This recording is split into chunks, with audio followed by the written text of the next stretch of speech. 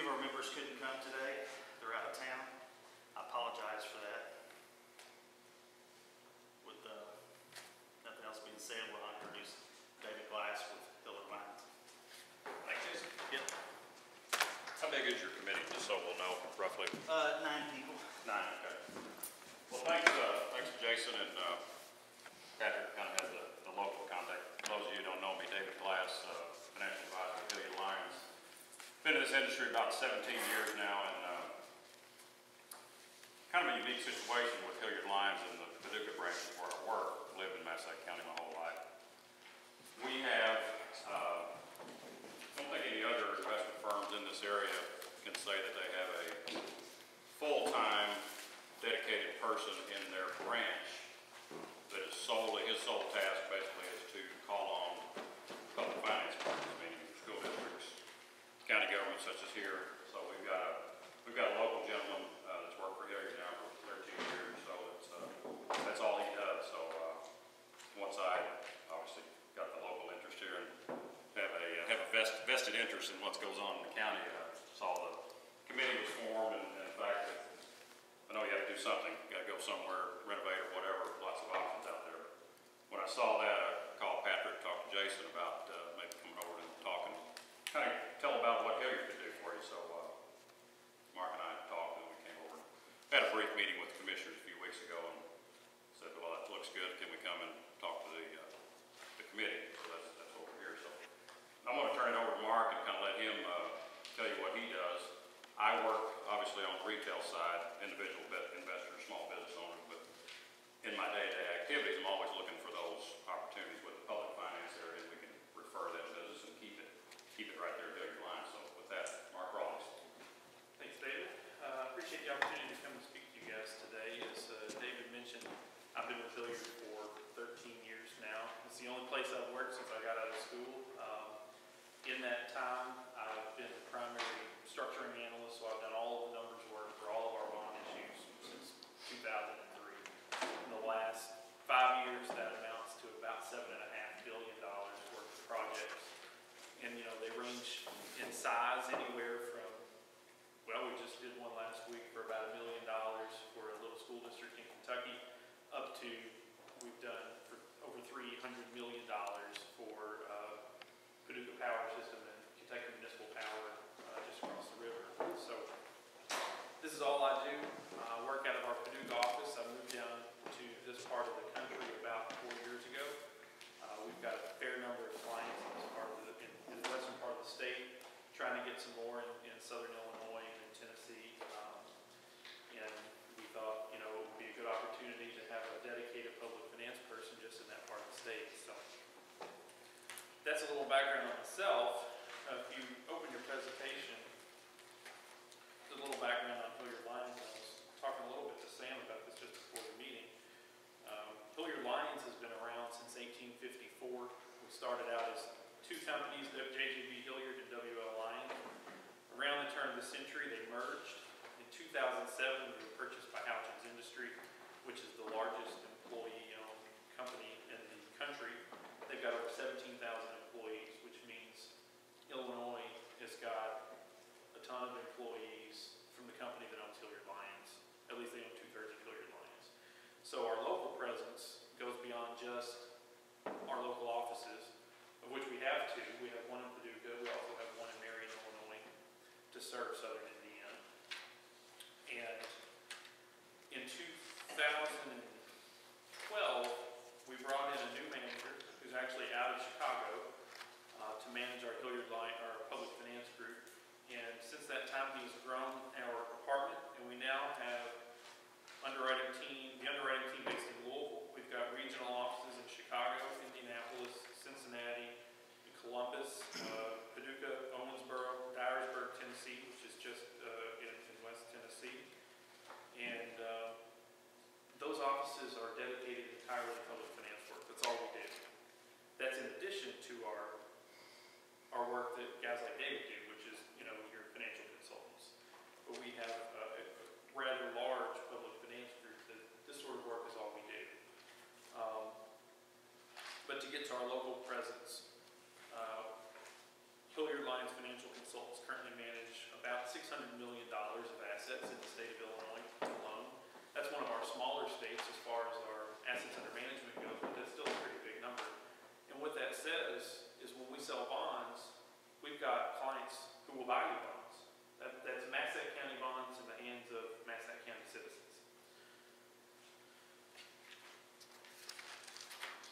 Our municipal securities group, we've been active since the 30s. As I mentioned earlier, since 2010 alone, we've done 840 bond issues totaling over $7.5 billion, and they range all across the spectrum, from governments to schools to hospitals to public education to K-12 public education to higher education. We use the most cutting-edge software available in the industry right now, and we're constantly growing, bolstering our sales force, our institutional sales force, our underwriting team, our public finance group, so that we can better serve issuers like you. Just to underscore the sort of credits that we've done, you see I've highlighted general obligation bonds there, which is one of the possibilities for financing your project. We've also done tax increment financing, economic development, county option income tax, water and sewer revenues, electric revenues, hospitals, all across the board. Some of our recent notable experience, we were a co-manager for the $1.1 billion City of Chicago deal done earlier this year. I think our obligation on that issue, we were co-manager, so you don't have to do the whole thing, but we had about a $50 or $60 million obligation on that deal. We were in on the $750 million state of Illinois deal, as well as recently a $40 million City of Bloomington, Indiana, and I mentioned earlier Paducah Power System. We just helped them refinance some of their bonds, save them over $40 million. Page 7, we've got a list of recent deals, relatively recent deals that we've done in Illinois, just to give you a bit of flavor for the sort of work we've done here. Now we'll get into what you guys are really interested in. I could talk all day about our history, but what you guys want to know is what sort of deal can we get on this project. Interest rates remain at historic lows. This chart on page 8 shows, this is the 10-year treasury, which is sort of your bonds will be tax exempt, but you can use this to sort of gauge general interest rate movement, and you can see that it's been downward trending for the last 20 years, really. So rates are at or near historic lows, so this is the perfect time for Massac County to be in the market to issue bonds. Page 9 is kind of a lot to look at, but I wanted to give you a little bit of flavor on how we actually go about calculating rates for issuers. Every day there is published an index called the MMD. It's municipal. Can't think now just what it stands for. It's basically an index. It's an average of AAA rated bonds across the country to give you a starting point, and then individual credits like Massac County or City Metropolis or City of Paducah are given rates based on a spread to that MMD. And the markets dictate what those spreads are. And I wanted to show you how we might get to some different rates for some various financing options that you might consider. The first one we've considered general obligation bonds. And I know the guys from First Mid-State, I think, mentioned the same option. So GO bonds, which would be subject to the referendum, which would just be backed by the general taxing authority of the county. Without insurance, so you can see what we estimate the spread to the MMD scale would be, so your interest rates on your bonds would range, and this is a column for uninsured GO yields. Your interest rates would range from 125 to 450, depending on how long you want to make it go, from 1 year out to 20 years. You can get insurance on the bonds, and I'm pretty sure that First Mid-State mentioned insurance. You can basically purchase insurance for a bond issue, and what that does, it provides additional assurances to the people to buy your bonds. If for some reason the county were to default on a payment, then the insurance company would step in and make the payment for you. So you pay them a fee, and in exchange you get their guarantee on your bonds, and you get a higher rate, higher rating, a lower interest rate on your bonds. So you can do insured GO, and then I've also shown the insured sales tax option. And so I kind of wanted to show you of what the range of rates might be given those three different scenarios. And the next page will really show you how what impact those have on what you could expect to pay. So for the purposes of illustration, I know you guys are considering several different options for the project, but I chose $6.5 million just as your project deposit. So that, say, if you wanted to build a new building or renovate a building or the bank, $6.5 million was the project cost. Then I've shown what your interest rate would be, what your average annual debt service payment would be, and then what the total payback would be for each of the three scenarios I mentioned before. GO, uninsured, GO with insurance, and then the sales tax bonds with insurance. So you can see, obviously, as you stretch them out from 10, 15 to 20 years, your payments go down, your interest rate goes up, which is, just like your home mortgage. You could expect to get a lower rate for a 15-year mortgage versus a 30-year mortgage. So the same sort of thing applies here. On the GO bonds, right now we'd estimate about a 3.11% without insurance, but if you add insurance, you can see that takes off about 10 basis points off the total cost. And that works out to about $4,000 a year. So I don't think we need to go through each individual scenario here, but I just wanted to give you an idea. These are the sorts of rates that our underwriting desk thinks we could get for your bonds for these three scenarios. And I did want to mention, I didn't put this in the presentation, but I know the question was raised, can you do a sales tax and GO bond issue? Can you combine those two to have sort of a double barrel credit? And I talked to a bond attorney this morning actually about that, and he told me that if you do a sales tax, if you want to go the sales tax route, you publish a notice of, well, you first have to demonstrate that your sales tax will cover debt service by 1.25 times. If you can demonstrate that, then if you publish a notice of intent to issue sales tax revenue bonds, then the statute says that it's basically a backdoor referendum. By publishing this notice of intent, if you get no objections from the community within 30 days, then the bonds will also carry the GO backing without the vote. So the bonds will then essentially have the sales tax credit and a GO pledge, and the GO pledge would only kick in to the extent that sales tax revenues were not enough to cover the debt service. So it may look like you have, say, a 10-cent levy, but that would be abated if sales tax were actually sufficient to cover it. But that's a way to get a GO pledge and a sales tax pledge on bonds. Another option that I didn't include here, you can issue debt certificates, which are basically, they're backed by the general revenues of Massac County. It doesn't require a referendum, but there's also no direct tax levy pledge. They're basically annual appropriations from Massac County.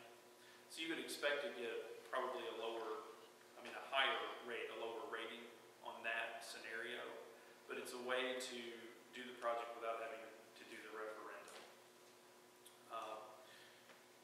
They essentially work as revenue bonds that are backed by annual appropriation.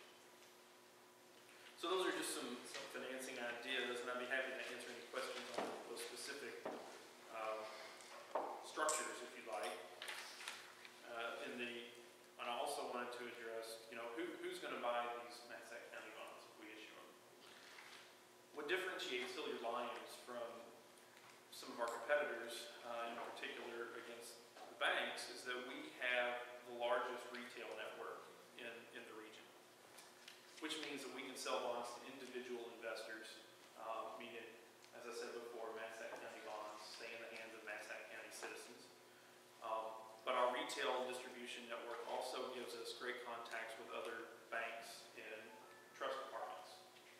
And in fact, recent regulatory changes have incentivized local banks to actually buy local bonds, which means we've had a lot of success lately in getting bonds, particularly of this size, to be purchased in their entirety by a single bank. And a lot of times these banks will take a rate that's lower than national rates. So what we would do is shop the bonds first to local banks to see if any of them would be willing to purchase the entire transaction. If not, then we go out and sell it to our retail network of individual buyers, other trust departments and banks. And then secondarily, we have an institutional presence, and we sell a lot of bonds to mutual funds and insurance companies. But I don't think, for your bonds, particularly one of this size, I would expect your bonds to be designated as bank qualified, which means banks can buy the bonds and receive a tax credit, or not a tax credit, they can write off a portion of the carrying cost of the bonds, meaning they'll accept a lower rate. So I would expect most of the buyers of your bonds to be banks and individuals. I don't really expect mutual funds and insurance companies to get too interested in them. But that certainly we have the ability to sell bonds to them as well. So that's all that I have for my presentation. I'd be happy to answer any questions if you have particular questions about the structures that I mentioned or any of the numbers. I would like to point out that those numbers are just based on current market rates. Obviously, there were months away at least from issuing the bonds, and things could certainly change between now and then, but that's what we kind of conservatively are looking at right now.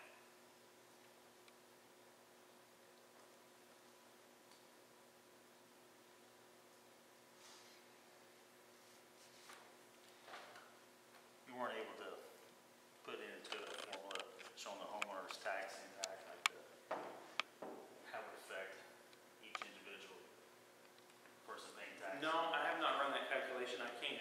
I didn't know if you did like market value, the different values of a home or something like that, how that would affect. Yeah, like what the impact of each debt service scenario would be on the, I can work that up for you. Be happy to. Yes, sir. In your presentation, you talked about a county income tax. What is your firm's experience about proposing a county income tax in Illinois? We haven't done much work with it in Illinois. We've had a lot of success with it in Indiana. And in fact, one of our biggest successes with it was in Evansville. That was the primary mechanism to secure their arena that they financed about 4 years ago. I mean, it's obviously, it's like any tax, you're going to get opposition to it. But as far as a security mechanism for bonds go, we found it to be very strong. The rating agencies like it. Like any other tax, you're going to have opposition from the public about it. But it's a great way to secure the bonds. What about a payroll tax or a business district tax as it relates to Illinois? I haven't done any of them in Illinois. I think what he's saying is that if you do the business district, or if you would call it a courthouse district and define your lines, then your tax rates within that district would be different, even on your calculation. And that's a For possibility. example, if you set the courthouse districts, they just include the casino, the banks here in town, the Board of Education. If you set your district, then it would change the tax rate within that district. Yeah, and that's very similar to like a tax increment or a limited tax. And we certainly can underwrite bonds with those types of credits, and we have. What I would say for those, the narrower you make that revenue base, the narrower the security for the bonds, Yes. the higher your rates should be. But could you also add an employment tax to it, where you would tax Sure. the employees within that same courthouse district? Sure. And we can work with bond counsel to figure out the legalities involved with all of those scenarios, and whatever is, amenable to the county. The broader the security back, the better your rates are going to be.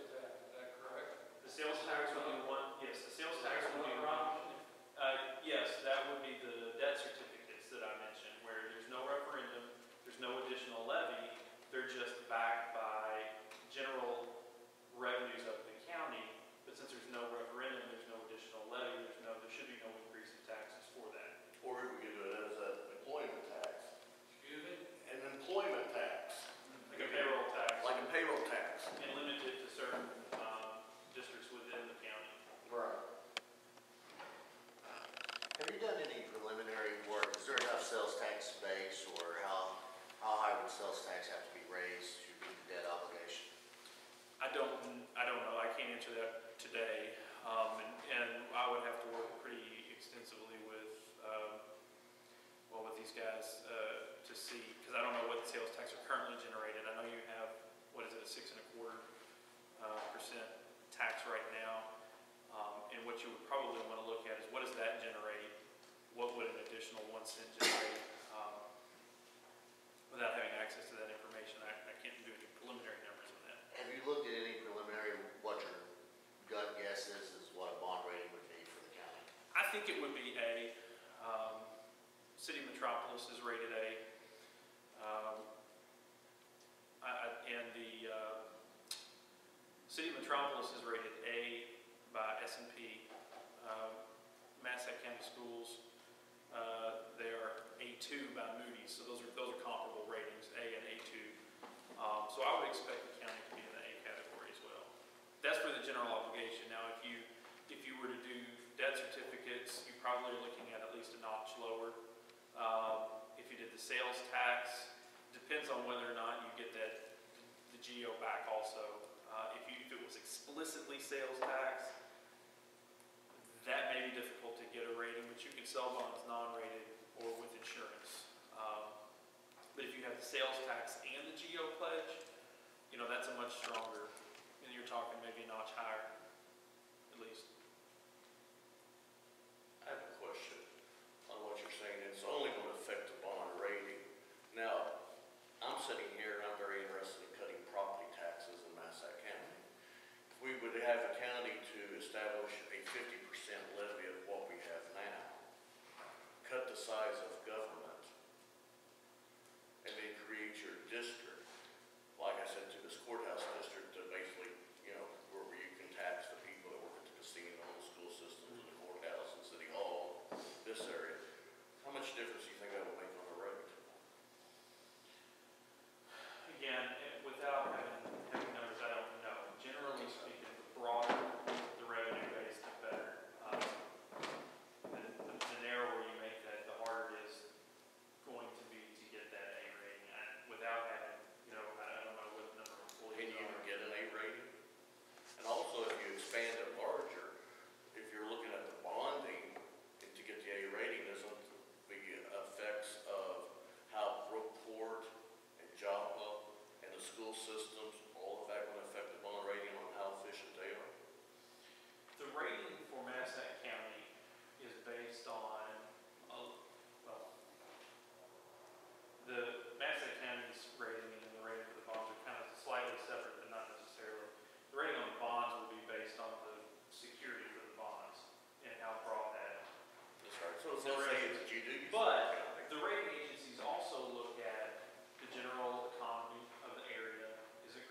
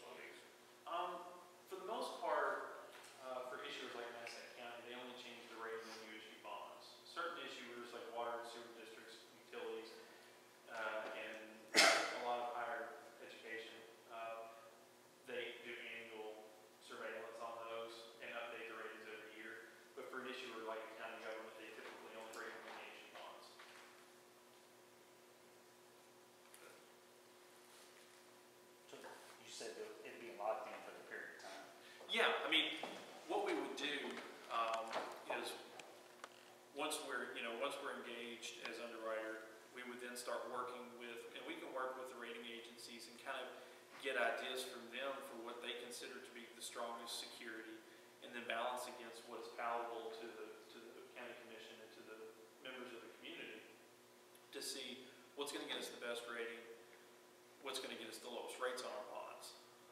So once you engage the rating agencies, then you decide on the security for the bonds.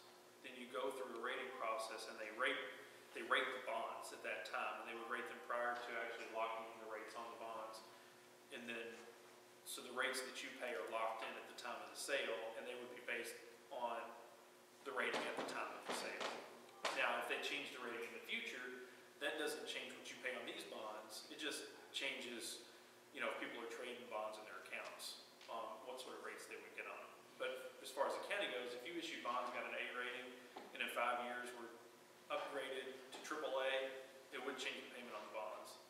It would change the rates you get on future bonds, but not on the ones you've already locked in.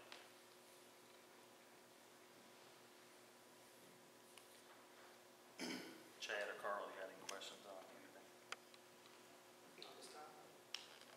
Anyone else in the public have any questions? Got anything else? I don't think so. I appreciate this opportunity, and anything we can do to help, certainly we do it. And if you want me to take a look at, try to see what the tax impact would be. Yeah, if you can give us some numbers like how it would affect, market value of a house, 50,000, 100,000, 150. Kind of lets us know, how it would affect somebody. Yeah, so I would have to see what the incremental, what the tax levy would have to be, and then see what that would mean to a property use of those three. So yeah, I can do that. Okay, well, thank you. Sure thing. All right.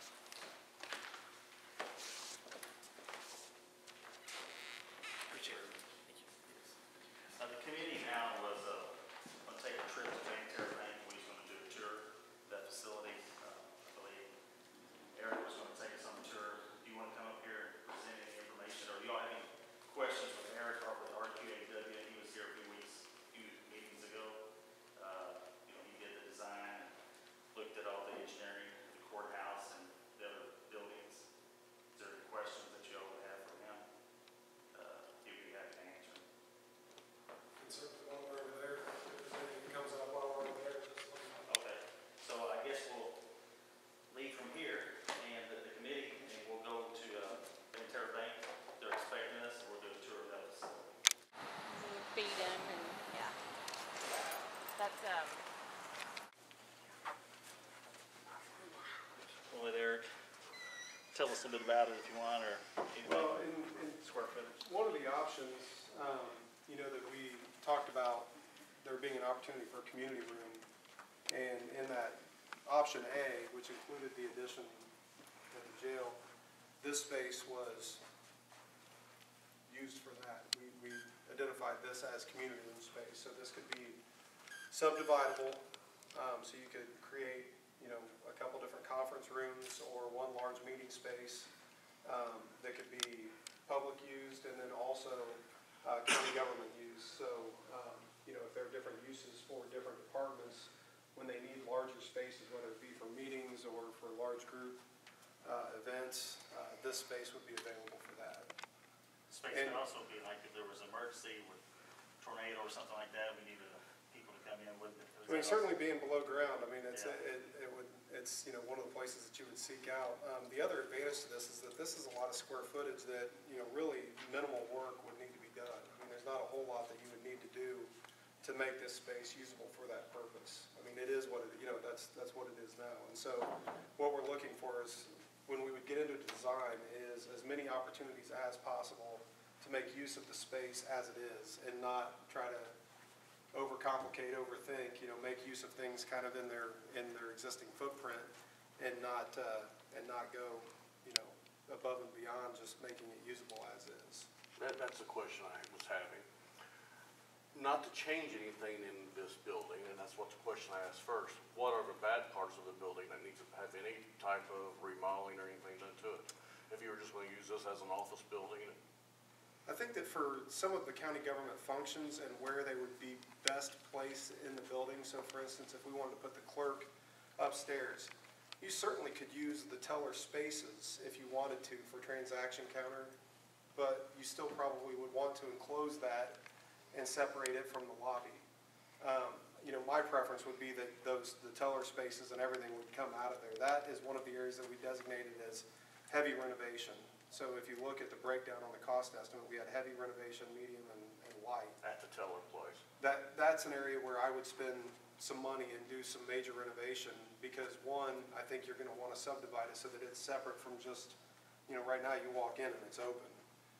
I think that you would want to have a lockable space for individual office suites.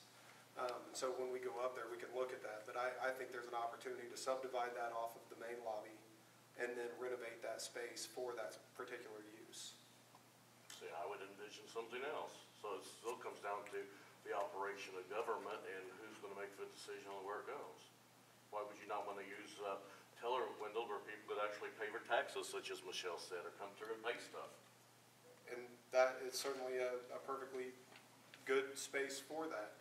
It doesn't mean that you wouldn't necessarily want to have some type of subdivision from the general lobby area where you come through the door That's and what into that space. you're at saying add a wall. Mhm. See, that's pretty small. But you could buy, put a wall in and make that a treasurer's office.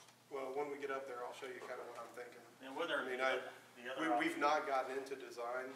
We're at 10,000 feet up. We're not down at whether a wall goes here or a door goes there. That I think is something that we would work very closely with the county and all the different departments when we got into design. Is the county gonna have a building commission? That would be something that we could put in the specifications, would be to have commissioning done, absolutely. Okay. Eric, I guess the question is, I don't know in Illinois, does Illinois require a building commission for an additional buildings, do you know? For additional buildings? Yeah. What do you mean for additional buildings? Well, I know when there was a building commission that was set up and designated to look into the jail. And we talked about that the last time, Okay. and that had to do with, I think, there were a lot of different variables to that we're not to yet. Okay. What I took your comment to be was building commissioning, which is when you get ready to turn the building over to No, the. I meant what he was talking about. Okay, well, building commissioning is a whole different thing. Okay. Building commissioning has to do with mechanical and the systems of the building. Yeah. And But so that's a building commission that would actually make that final determination, right? would make the final determination as to whether or not we did commissioning. Well, no, what I'm saying is, who's gonna decide on where the offices and stuff like that are? I know the authority lies with the county clerk. That's certainly not my decision. That's what I'm saying. I'm not gonna decide who makes decisions for the county. The county makes decisions for its. No, that's the county board.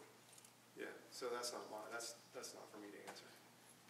Eric, wouldn't another option, if we moved everything here, we just want to utilize this space, do you want to discuss that? If everything was located at this facility? In terms of this potentially being a court. Yeah. Yeah, and so, I mean, wide open space, nice wide space, obviously an opportunity to convert this into a courtroom. We've done a preliminary layout. Obviously, ideally, you don't have columns in the middle of a courtroom space. That being said, if you stand in the middle, there's an opportunity for, for instance, a jury box to be at about the line of the columns. You've got witness stand, you've got a nice wide open space for a bench. Those may be at this end, so then the judge has the opportunity to go back to chambers on this end, and the public would be seated here.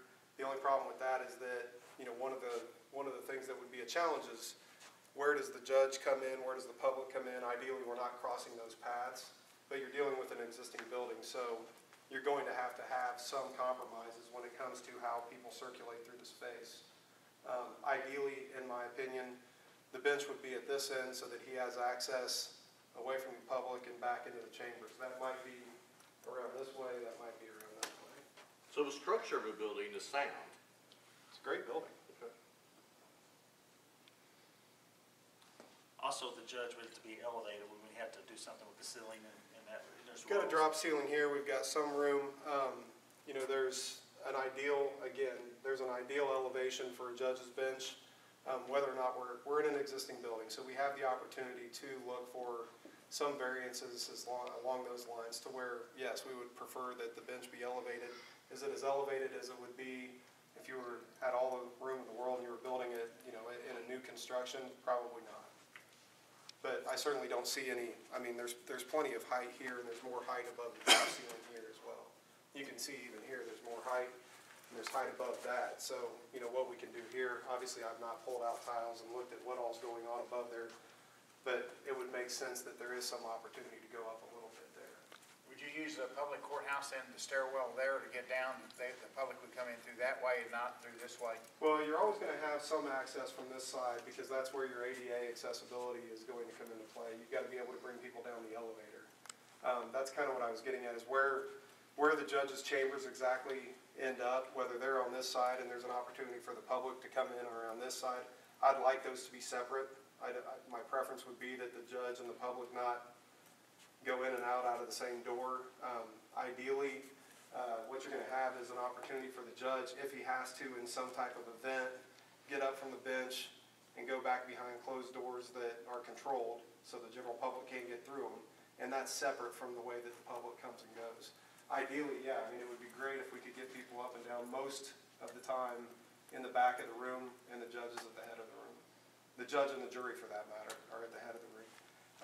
One of the things that I think that we'd want to work through when we got to that point, when we were getting into design, is also where do prisoners come in and where do they go out, and how do those paths stay separate from a judge and the public as well. I mean, those are all things that we would need to work out and want to work out and make sure that we don't have, you know, somebody a defendant walking in, a victim walking in and the person being, you know, prosecuted standing 10 feet away. So we'd have holding areas and those types of things behind the scene, and then ideally they would be coming in separate from the general public. If you use that for that, right here's this is a wall and there's parking right outside there. You could actually use another stairwell there to bring the, you know, or back in the back. That's right, and that's actually what we talked about, was there being kind of a security entrance back there, whether it's a sally port or not, having a secure entrance back there where people can be brought down. That is one of the things that I think all of you need to consider, is the fact that, you know, right now, one of the discussions is about inmates being walked out of the jail and into the courthouse on the square. The transportation's even more to this location, right? You're putting them in a vehicle and bringing them over to here. So from a, you know, you would have to wrap your arms around, you know, there being an officer that would bring them over and be with them while they're here. So from a manpower standpoint, you know, you got to think about how that's going to work. Could all the county offices be located in this building? We looked at that with the addition, so we talked about, you know, basically using the footprint of where the drive-throughs are as being enough to accommodate what we think would fit. But for example, whether it's Shawnee Development or the Cash River, or even the probation maybe over there closer, there would be enough space here in this building. With probably. the addition. Okay. Right, yeah, with the addition. For the square footages that we planned, I mean, you know, you can always say, sure, things have got to be smaller and you just carve up smaller pieces.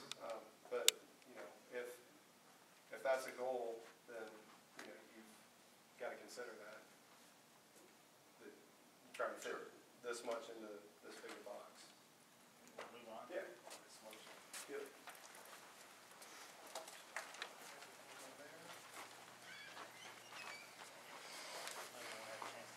Being here for the floor system, so. Because I think that one meeting we discussed, someone said it was a wood building, but there's a lot of steel and concrete. There is, and there's some steel upstairs, so I'm not saying that, you know, a lot of the bearing walls weren't stud construction, but, you know, quite a bit of the building is one story. There is the area up above the middle where you've got a two-story space. That has an elevator going up there, so it would be designed for, at a minimum, attic loads and probably office loads, which means you're getting pretty substantial live load capacity up there. Because they took an elevator out there. You wouldn't design it with an elevator going to the second floor without the thought of a lot going up there. So I don't have any concerns from a structural or construction standpoint of the building. You can see the quality of systems that are going in. Right. Yeah. Talking about, is there an opportunity to separate the way people move into the larger room? And this would be one of those opportunities. Obviously, we'd have to work around the ductwork, but even that is, the bottom of that's probably in the 8-foot range-ish. Maybe a little bit lower, but right in that range, so I think it's workable. You could bulkhead, below that. But again, this could be some opportunity for some circulation into if that were a court. Now we work through other scenarios where these are,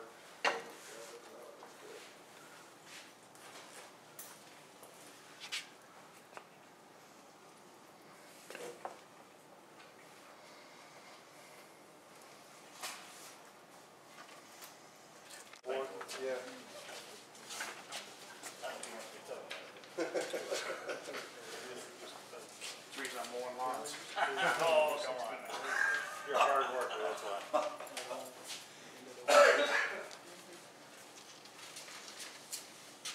You wanna move on to the other room?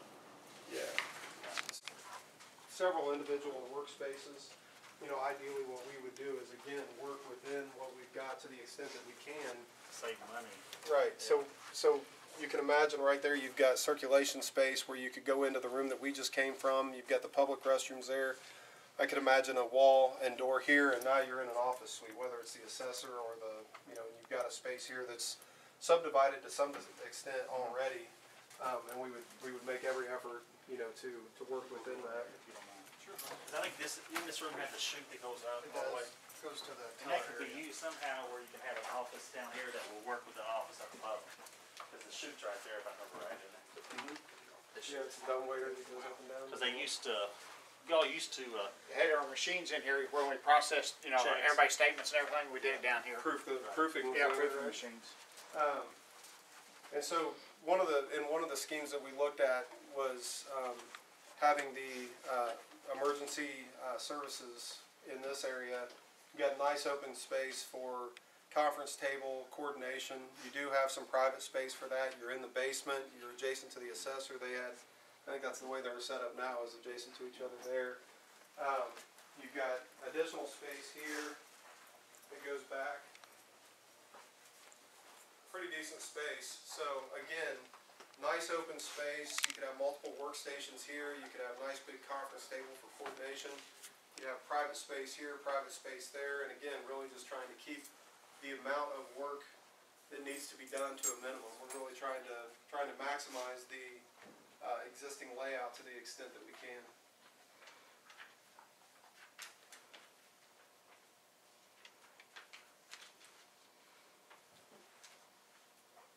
The stairs right here? No, there are stairs around there. Yeah. And then, of course, there's another staircase there that goes up into the foyer. Right. And then there's another office behind those boxes there. oh, there is right here. Yeah. How big is it? It Pretty good has size. Pretty 3 good or 4 size. sets of those rolling cabinets of shelving, just like across over there. One of the things that's kind of nice about this space, if this were to be used for something like emergency services, we never know when those occurrences are going to be, when they need to be here, potentially 24 hours a day for several days in a row. There's an opportunity for the stairs, with the stairs into this space, where they can bypass the rest of the building, where the rest of the building can be locked down, but they're still coming in and out through here in a situation where there's some type of major event that we're dealing with, whether it be floods or tornadoes or any of those types of things. Hey, Mike, what was the original cost of this building? It was either 1.2 or 2 million, one of the two. I really thought it was include fixtures 2.4, because I think that Banterra bought it for 1.2, exactly half of what it was worth. I have a question, why would you move your emergency services to the basement when other communities are moving them out of basements across so they don't have collapse of earthquakes and stuff like that? See how big it is. It's a good size, yeah. Personal preference, we still do probably about 50% of the counties that we work with still are doing dispatching emergency services in basements. If this wasn't steel beams, concrete walls, and steel bar joists, I probably would agree with you that, you know, I'd think twice about that, but, I mean, I don't have any reason to believe that this isn't the safest place to put it. Anybody wanna look in that? If you put it on the first floor and something collapses, Just asking. it's gonna collapse on you on the first floor Yeah. as well as in the basement. Yeah, that's what I'm saying, I'm just asking. Yeah, Paducah I mean- moved all theirs out of their basements, all the 911s and all that type of stuff. Yeah, and I don't know what kind of problems they were having in the basements. There are a lot of places that, you know, had those done 20 or 30 years ago, and their waterproofing system, or they didn't put in perimeter drains, they moved them in after the buildings were designed, and they weren't designed specifically for that use. No, they said they was moving it out for that emergency reasons, for that in case of a disaster, they moved everything out. Okay. In Paducah, where else did they do that? I don't know, I'd go back and look at my notes, but that's Okay. what they cited. They said that's what they was moving, was out of the basement of City Hall, and they wanted, in case of emergencies, they didn't want their police departments and all their emergency personnel in the basement of a City Hall that could collapse. Yeah, we typically design our buildings so that, you know, aside from like the largest Midwestern earthquake ever recorded, they don't collapse. And we design them so that they, really quite honestly, the basements are the strongest area of the building. Now, obviously, I think that you'd have to think twice if you had 4 stories or 5 stories above you. 1 story,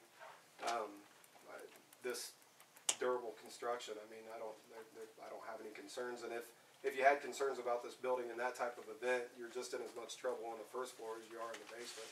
I mean, a collapse is a collapse, right? So if this area is damaged, that area is really damaged, because it got all the way No, down I'm just here. asking, yeah. Yeah, so. That's what I would think for the courthouse would be better yet, cause it's still built as a bomb shelter.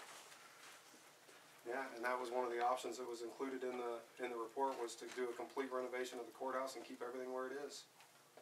It just is whether or not you wanna put the money there or in something else. Anything else in the basement we wanna look at? I don't think so. Okay.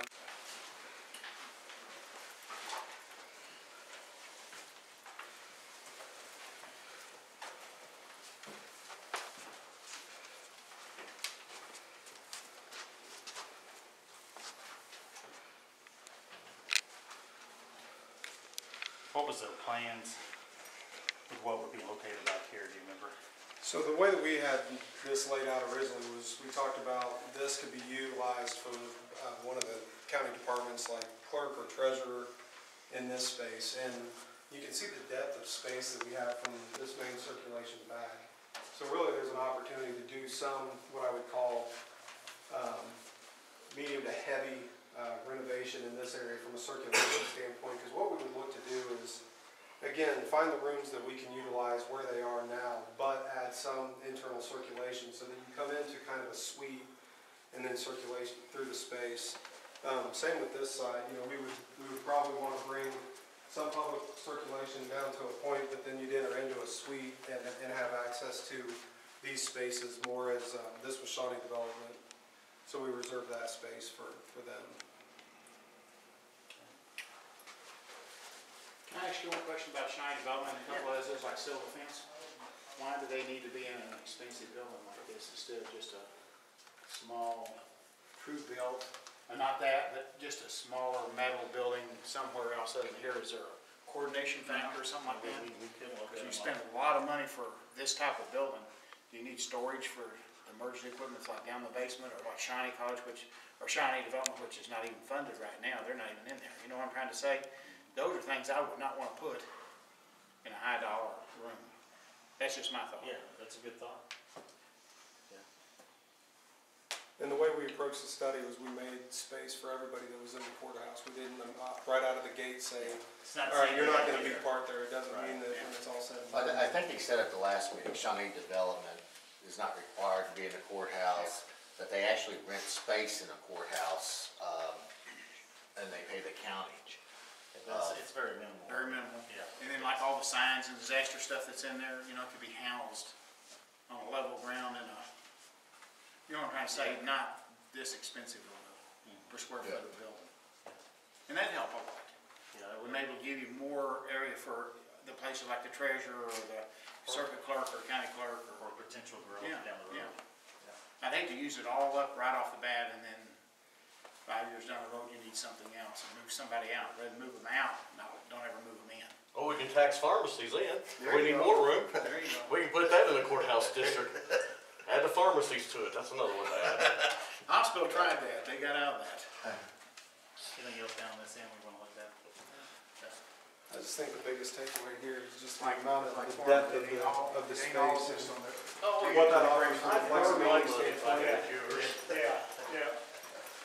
Then you make some of my choices. You got the life of Riley.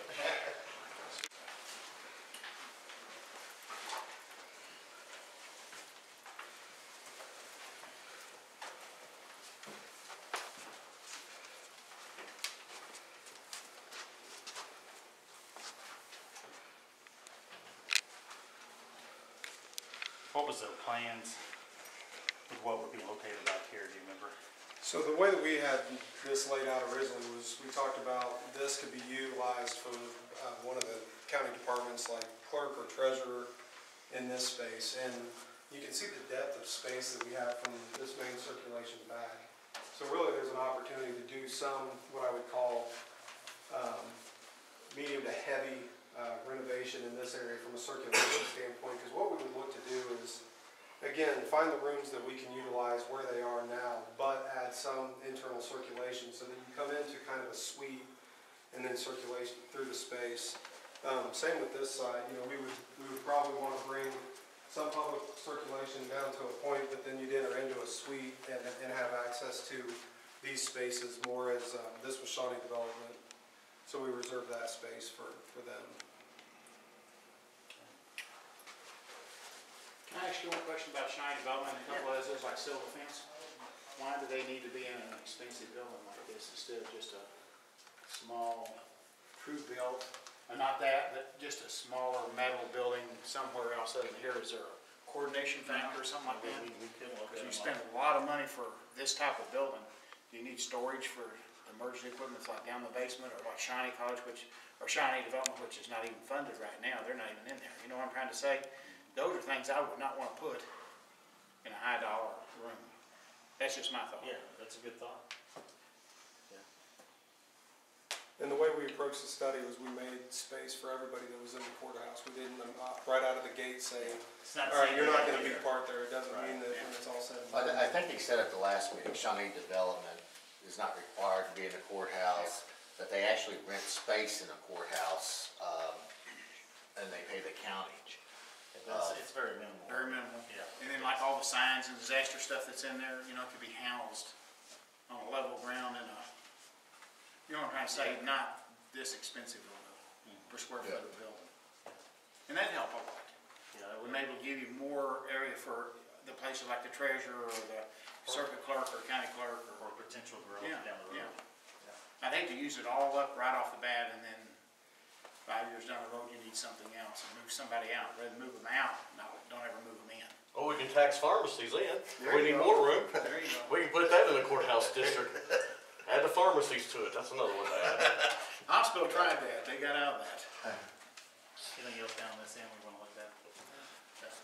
I just think the biggest takeaway here is just the Like, amount of like the farm, depth it ain't all- of the it ain't all space just and on the- what that offers from a I'd flexibility money if I standpoint. had yours.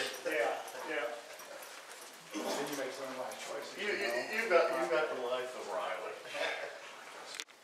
Evenings as well.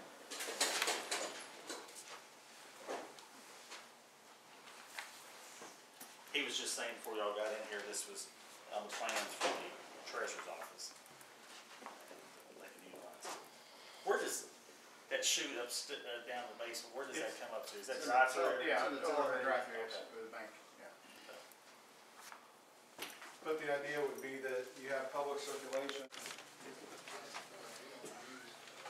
This guy.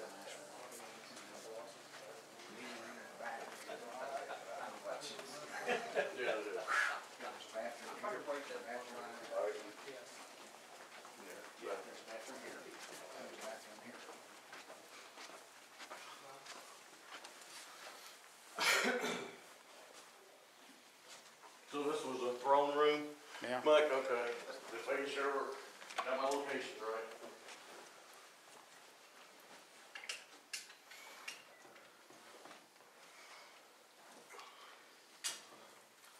where the decisions were made, right? Yeah.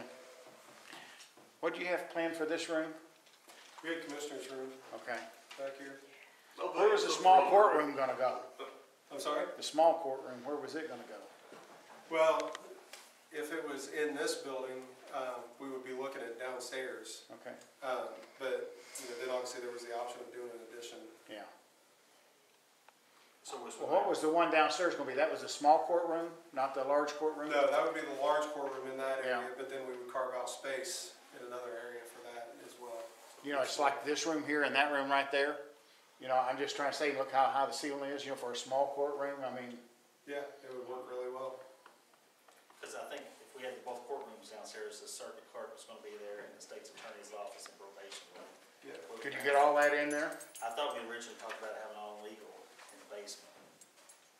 If that What was- was Gerald's thought on all this? Now, you're for spending the money, and Jeff doesn't appear to. Where was he at? You have to ask Gerald about that. Okay.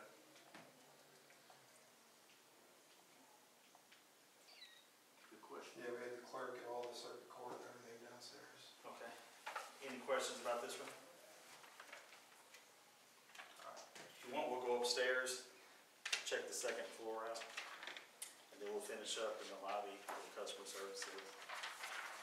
Down in the elevator, there's 4 ways to get to that basement. I'm trying to say the outside exit there, the stairwell we went down there, the one we came up, and then the elevator, so. And then you could always add another one if you had to anywhere. And going upstairs, there's only one option, and if the issue, Well, elevator too. there's, And your stairwell? I thought there was just one option, that was an issue with this. No, I mean, as far as There's only one this- stairwell, but there's the stairwell and the elevator there. Okay, But there's just one stairwell that goes upstairs. okay. And upstairs, I mean, in kind of this first option, we were putting storage upstairs. Right. So we weren't using it for any office space. And the other option, we looked at kind of some of those groups that may or may not be a part of this. So we carved out space for like Shawnee development and those types of things. We'll head on up there if you want. That's just all of the trusses there. That's it? No lower.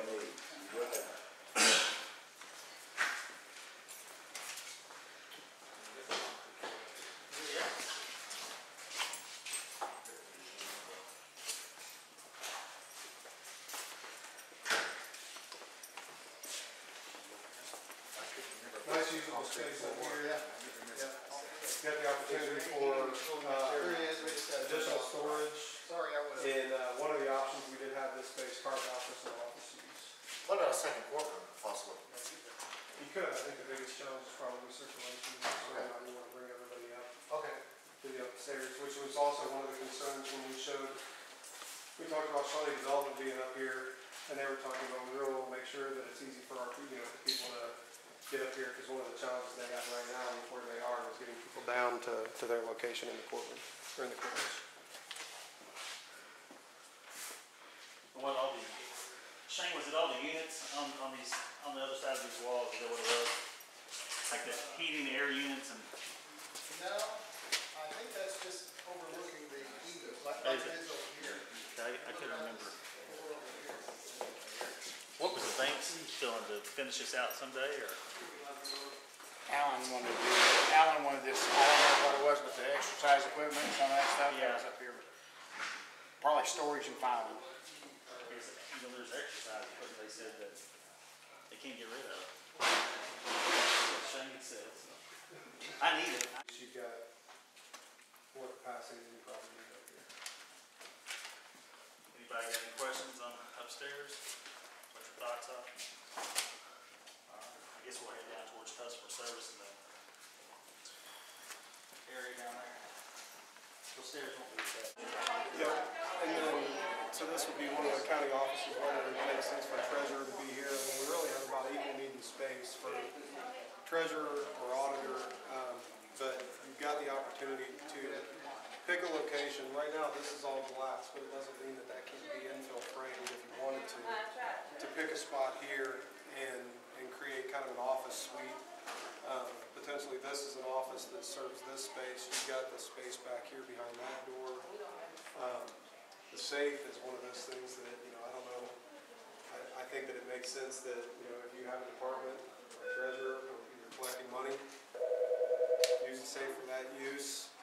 transaction counters, if you wanna use that, you can reuse that. So you can keep a lot of the space as is. I just think that there's an opportunity to kind of separate this suite so you've got some lockable door between general public lobby and this suite.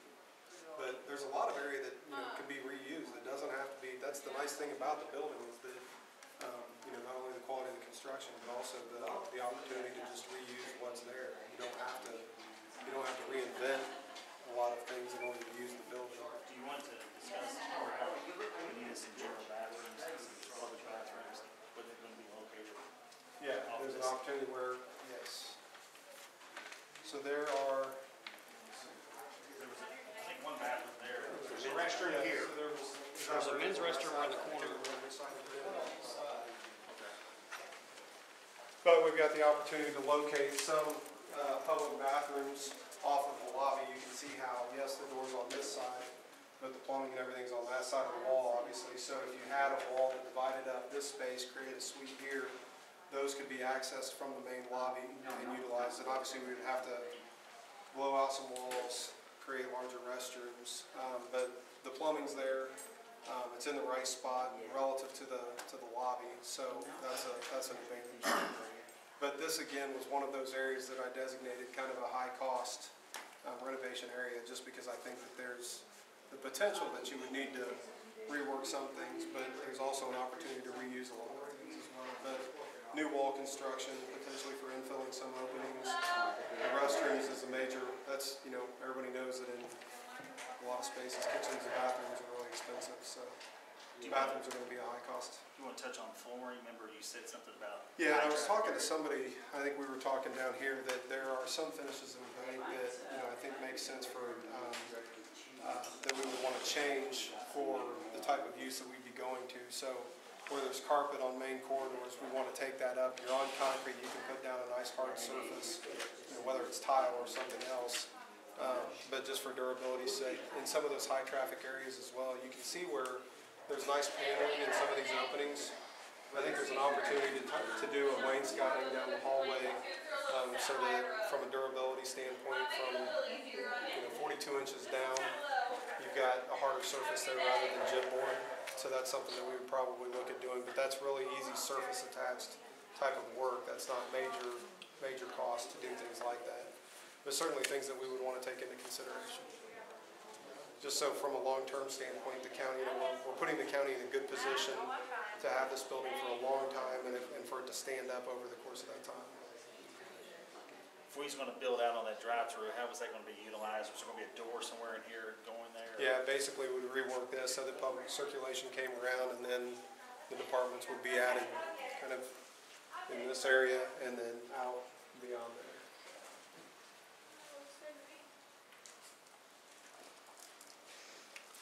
Any questions from anybody?